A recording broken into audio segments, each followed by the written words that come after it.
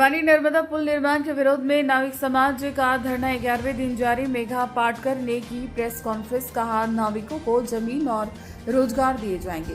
बड़वानी में नर्मदा नदी पर बन रहे पुल निर्माण के विरोध में नाविक केवट समाज का धरना महाआंदोलन रविवार को 11वें दिन भी जारी रहा।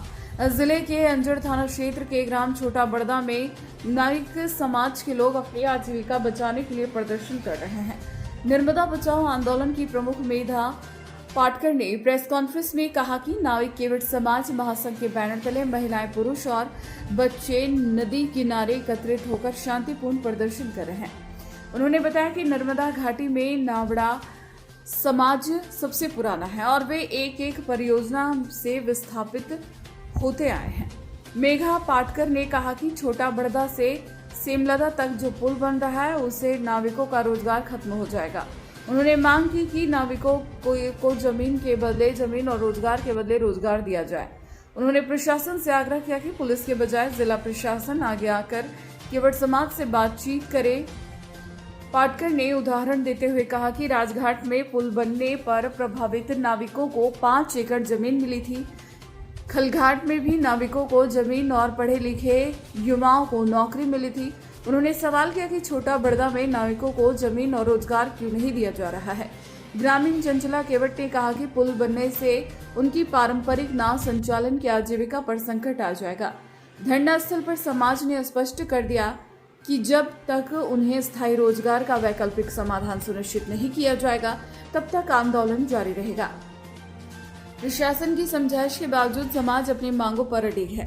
समाज ने चेतावनी दी, यदि जल्द समाधान नहीं मिला तो वे जल सत्याग्रह करेंगे। प्रदर्शन में बड़ी संख्या में महिलाओं और बच्चों की उपस्थिति आंदोलन की गंभीरता और व्यापक समर्थन को दर्शा रही है। चंचला केवट, क्या समस्या आ रही है? हमारी समस्या यह रही कि हमको रोजगार दिए जाए और हमें और 5 एकड़ खेत दिए जाए। राजघाट में जो दी वही हमको दिए जाए और नौकरी और जमीन 5 एकड़। हमारी पात्री का यही मांगने की है मांग। बनता है तो क्या दिक्कत है? हमारी दिक्कत नाव बंद हो रही और रोजगार जा रहा हमारा। इसको लेकर शिकायत नहीं की आप? हमने शिकायत की थी और पुलिस भी आती है, रोज धमकाती है, चमकाती है, सब बोलते हैं हमको। मशीन बंद करवाते तो बोलते हैं कि भोपाल से पुलिस बुला लेंगे। तो हम क्या करेंगे? पुलिस, हम डरते नहीं, हम तो किसी से। हमारी मांगे पूरी करो। हमको रोजगार चाहिए भैया और हमको 5 एकड़ खेत भी चाहिए और नौकरी, जो पढ़े लिखे हैं उनको सरकारी नौकरी दो। क्या नाम है? महेंद्र केवट। पुल बनने से क्या दिक्कत आई? सर, ये 17 तारीख से लेकर आज दिवस 27 तारीख तक हमारा शांतिपूर्ण धरना चल रहा है। छोटी समलदा से लेके ग्राम बड़दा में जो राजेश एंड कंस्ट्रक्शन कंपनी द्वारा ब्रिज बनाया जा रहा है, उससे हमारी जीविका, जिसपे हम नौका विहार का कार्य करते हैं, हमारे बाप दादाओं के ज़माने से वो जीविका ख़त्म हो जाएगी। हमारी सरकार से यही मांग है कि हमारी जीविकाओं को मद्देनजर रखते हुए जीविका के साधन मुहैया कराया जाए। और कंडिका 2005 एक अभिनव योजना में स्पष्ट उल्लेख है 11354 अनुच्छेद की धारा में कि पुनर्वास नीति के तहत बेरोजगार परिवारों को भूमि आवंटन की जाए, या जो भी बेरोजगार मतलब कि केवट हैं उन्हें 5 एकड़ भूमि प्रस्तावित है, मतलब दी जाए। वो भी इसी तरीके की कोई भी चीज़ हमारे केवट परिवारों के साथ नहीं हो रही है।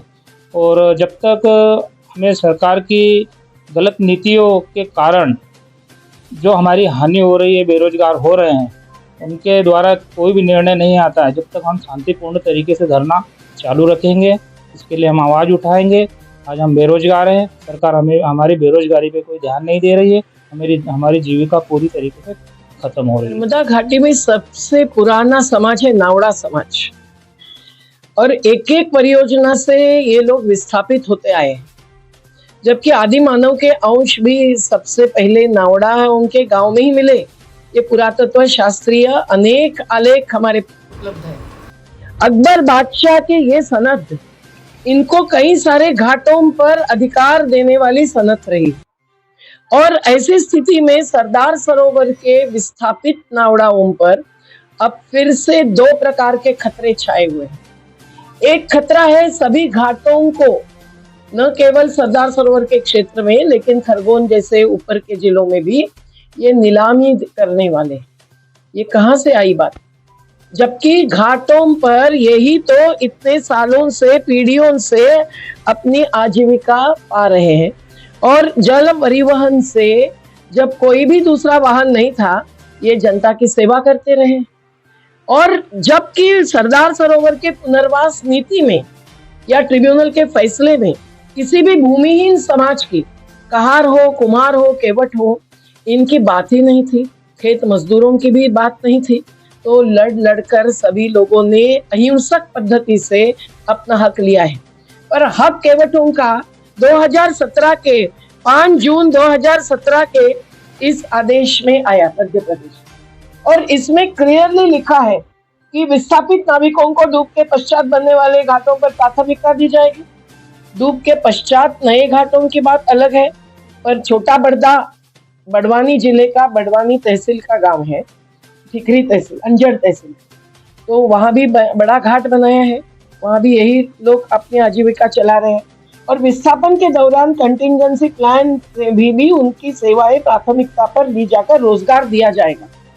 अब मुद्दा यह है कि जब इन्होंने सेतु निगम द्वारा ये सेमलदा, जो मनावर तहसील का गांव है, धार जिले का गांव है, वहां से बड़वानी तक वाहन की सुविधा के लिए की है, लेकिन उनको कोई भी योजना लेने के पहले पर्यावरणीय असर और सामाजिक असर का अध्ययन करना पड़ता है। क्या इस योजना को मंजूरी देने के पहले ये अध्ययन हुए हैं? किसकी मंजूरी ली है?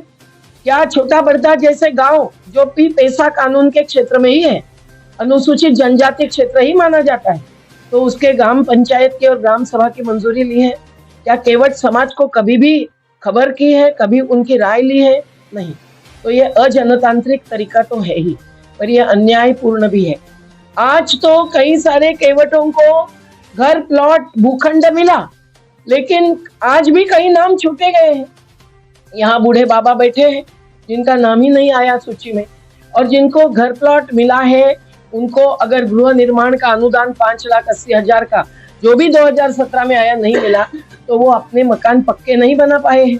और आज ये पुल के कारण पहले ही जैसा कि काम शुरू हुआ, इनका नाविक परिवहन प्रभावित होने लगा है।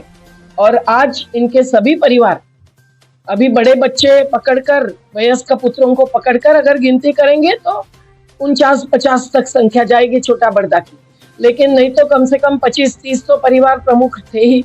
अभी उनके बड़े बेटे भी पढ़ लिखे हैं, पर कहाँ नौकरी मिलती है? तो ऐसी स्थिति में ये पारंपरिक आजीविका को जो प्रभावित करने वाला पुल है, ब्रिज है, उसकी दखल सेतु निगम ने ही नहीं, पुनर्वास अधिकारियों ने, आयुक्त से लेकर भोपाल तक एनवीडीए ने लेने की जरूरत थी। लेकिन ये दखल नहीं लेने के कारण जब उनका आजीविका प्रभावित होना शुरू हुआ, तब से ये वहां बैठे हैं। तो पोकलेन मशीन जैसे भी सब कुछ छोटा बड़दा में पहुंचते हैं। रेत खनन भी चलता है कई जगह पर आज ये भी एक नया इनके आजीविका का उत्खनन चल रहा है।